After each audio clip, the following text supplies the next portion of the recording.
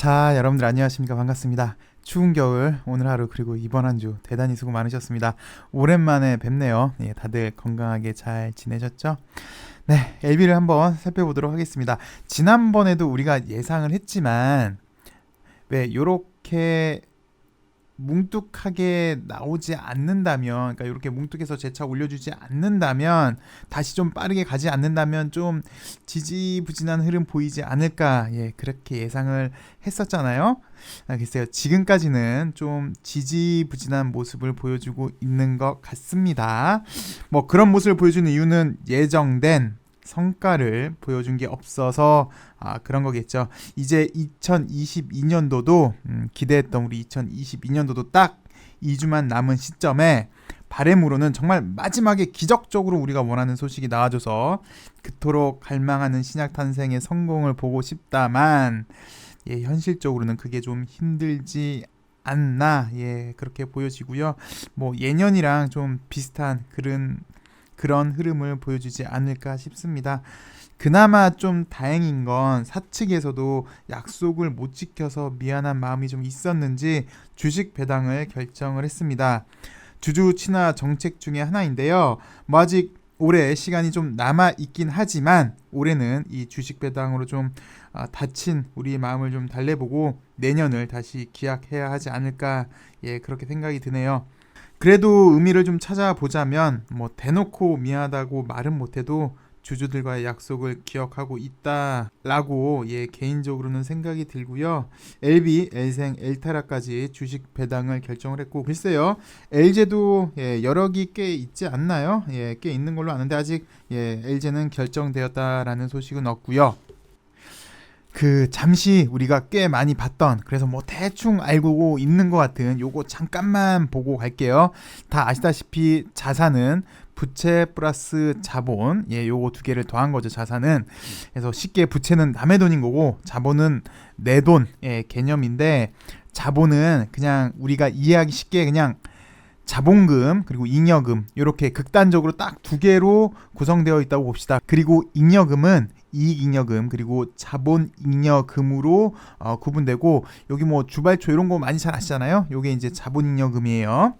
요 주발초 외 주식 발행 가액이 액면 가액을 초과할 경우 초과액이다, 주발초. 그래서 우리 유상증자 등 할 때 액면가랑 유증가랑 차이다. 그래서 얘 2년 전에 유상증자 했을 때 유상증자가 요거 78,700원이었잖아요. 근데 액면가는 500원이니까 주발초가 78,200원이었잖아요. 그래서 요거 그 다음에 이제 또 216 끝나고 무상증자 했을 때 요 주발초가 요 자본금으로 넘어간 거였잖아요. 기억나실 거라 생각됩니다. 여튼 요게 주발초인데, 이 자본잉여금 중에서 주발초가 이렇게 자본금으로 가면, 요 주발초 자본잉여금에서 주발초가 자본금으로 가면은 자본금이 늘어나잖아요. 액면가는 그대로잖아요. 그러면은 당연히 주식수도 이렇게 늘어나겠죠. 자본금이 늘어나고 액면가가 그대로니까 지식수가 늘어나는 거. 요게 무상증자고요. 주식 배당은 무증이랑 똑같은, 예, 개념 효과인데, 무증은 자본잉여금이 자본금으로 간 거고, 이 이익잉여금이 자본금으로 가면 똑같이 액면가는 그대로인데 자본금이 늘어났잖아요. 그러니까 당연히 주식수도 늘잖아요. 요게 주식 배당입니다. 근데 좀 이상한 게, 기사를 보면 요런 기사가 많이 있었어요. 뭐 엘테라를 봐도 자본 준비금을 이익잉여금으로 전환해서 배당 지원을 마련했다라는 거 있고, 여기 또 LB도 보시면 잉여금 중 이익잉여금으로 전입된 자본 준비금이 활용이 되었다, 뭐 요런 게 있는데, 잠깐 요걸 보시면 요 자본 준비금은 이익잉여금이 아니라 자본잉여금이에요. 그 자본 준비금은 뭐냐면, 자본 준비금은 영업이익이 아닌 자본 거래에서 발생한 거예요. 그러니까 좀 전에 제가 주발초 설명을 드렸잖아요. 주발초는 이렇게 유상증자할 때 요게 이제 자본 거래에서 생긴 게 주발초니까, 요런 거를 이제 법정 준비금으로 하는 게, 그러니까 자본 준비금은 영업이익이 아닌 자본 거래에서 발생한 법정 준비금으로 결선 보전 또는 자본금 전입하는 거 외에는 쓸 수가 없는 게 원칙인데요. 좀 전에 얘기했지만 요 이익잉여금이 자본금으로 가야 이제 주식 배당인 거잖아요. 그럼 요게 이제 어떻게 갔냐면, 그 원칙으로는 좀 전에 말씀드렸지만 불가한데 상법에서는 자본준비금 요 자본준비금 총액이 자본금 요 자본금 1.5배 초과하는 경우 초과 범위 내에서 자본준비금의 감액을 허용해 주고 있습니다. 그래서 요 초과하는 금액을 주총에서 이익잉여금으로 전입 결의를 해야 하는 거고요. 근데 이 구조를 보시면 요게 이익 배분은 아니잖아요. 자본, 내 돈. 그러니까 납입 자본 환입 개념이잖아요. 내가 낸 돈을 다시 여기 자본거래소 환입되는 그런 개념이기 때문에 소득세는 납부하지 않습니다. 요걸 주가행에서 이렇게 설명을 해줬어요. 여기 보시면 상법 뭐뭐에 따라서 주총 결의를 거쳐서 주발초 일부를 감액하고 아까 말씀드렸잖아요. 자본준비금 총액이 자본금의 1.5배를 초과하는 경우 초과 범위 내에서 자본준비금의 감액을 허용하는 거. 이렇게 전입 이익잉여금으로 전환을 했고 요거는 보시면 아까 이익 배분이 아니고 내 돈, 내가 낸 돈 환급 개념이기 때문에 이렇게 재원으로 하는 경우 소득세 법상에 따라 배당 소득에 포함되지 않아서 소득세를 내지 않는다라는 걸 이렇게 주가행에서 이런 사례를 갖고 와가지고 이야기를 해줬습니다. 여기도 보면 자본준비금을 감액을 해서 좀 전에 설명한 거, 요거 이제 이익잉여금으로 간 거잖아요. 그래서 요거는 배당 소득에 포함되지 않는다는 거. 근데 이거 뭐 솔직히 우리가 이런 거 시험 볼 것도 아니고 뭐 자세하게 알 필요는 없는데 이렇게 언급한 이유가 뭐냐면요. 이런 절차를 한 번 더 걸쳐야 되는 거잖아요. 보시면 요게 요로 넘어가야 되는 절차 그리고 요게 이렇게 넘어가야 주식 배당인 거잖아요. 그래서 이런 절차를 거쳐서 한다는 것 자체가 그래도 이런 방법을 쓴다는 자체가 주주들과의 약속을 기억하고 있지 않나 싶어서 언급을 했고요.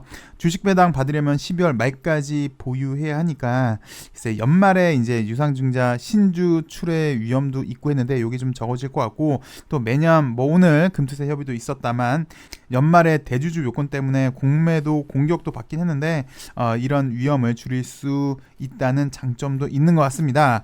그리고 에비는 신약 성공 시 기다려준 주주를 위해서 무중도 이야기를 했었죠. 작년에 기억나실 겁니다. 그것도 이제 기대를 해볼 수 있고요. 그러나 결국 주식 수가 늘어난다는 거, 배당락이 있기에 또이또이라는 거, 핵심은 이게 아닌 성과를 보여줘야 한다라는 한계는 있는 것 같습니다. 기사를 보면서 한번 살펴보도록 할게요. 다 한번 했던 이야기니까 쉽게 여러분들 이해하실 수 있을 것 같고요. 엘테라도 이렇게 주식 배당을 결정을 했고 요거 이해를 하셨을 겁니다. 자본준비금을 이익잉여금으로 전환해서 배당 자원을 마련했다라는 거 이제 이해를 하셨을 거고요.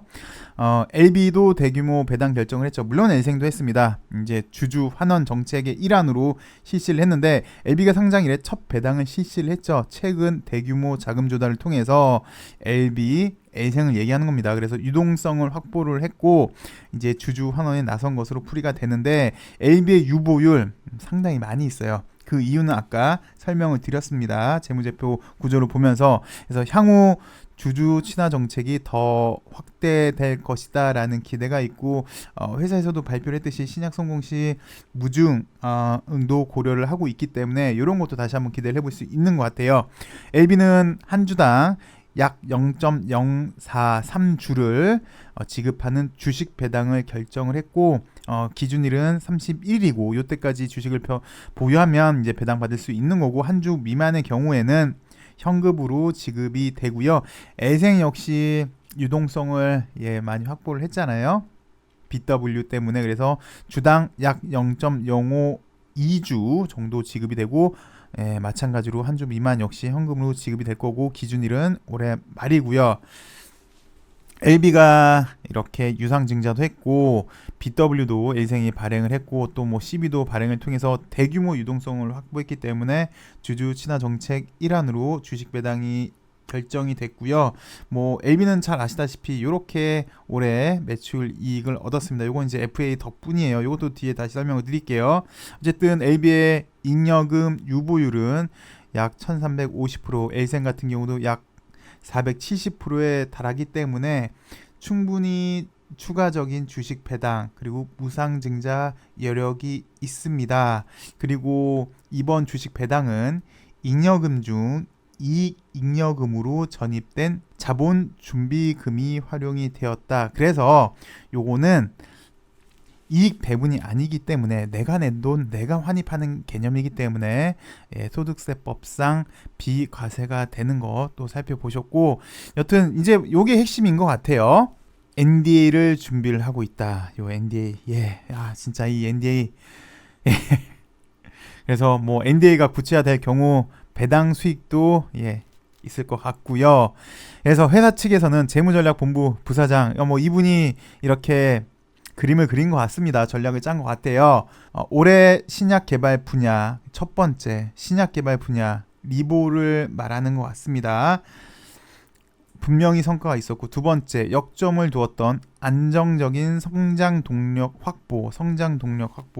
깊이 파기 위해서는 넓게 파야 한다. 뭐 대표적인 게 이뮤노믹이 있겠고, 베리스모가 있겠고, 그 외에 HBS 시스템도 분명히 있겠고, 그리고 세 번째 재무구조 개선. 이게 사실은 상당히 올해 가장 컸던 것 같습니다. FA 인수로 인해서 관리 종목 탈피, A생 역시 마찬가지고, 이게 가장 컸던 세 가지라고 성과를 얘기를 했는데, 다시 한번 언급을 하지만 이 세 가지 성과는 참 좋았으나 확실한 성과는 없었다는 거, 눈에 보이는 성과는 지금까지는 없었다는 게 올해 좀 많이 아쉽습니다. 그래서 외형적인 성장 플러스 내실까지 확고히 다지고 있기 때문에 앞으로 주주들의 이익을 높일 수 있는 이런 주주 친화적인 정책을 계속 시행할 것이다 라고 밝혔는데, 글쎄요, 뭐 솔직히 마음은 상하긴 하는데 그럼에도 뭐 끝까지 응원하는 마음은 변하지는 않습니다. 사측에서도 더 열심히 해줄 거라 믿고요. 여러분들 오랜만에 만나서 정말 반가웠고요. 시청해주셔서 감사하고요. 즐거운 주말 보내시고, 주말에 너무 춥대요. 네, 거의 영하 20도까지 떨어진다고 하는데 여러분들 건강관리 조심하시고 다음 주에 더 좋은 소식으로 찾아뵙겠습니다. 감사합니다.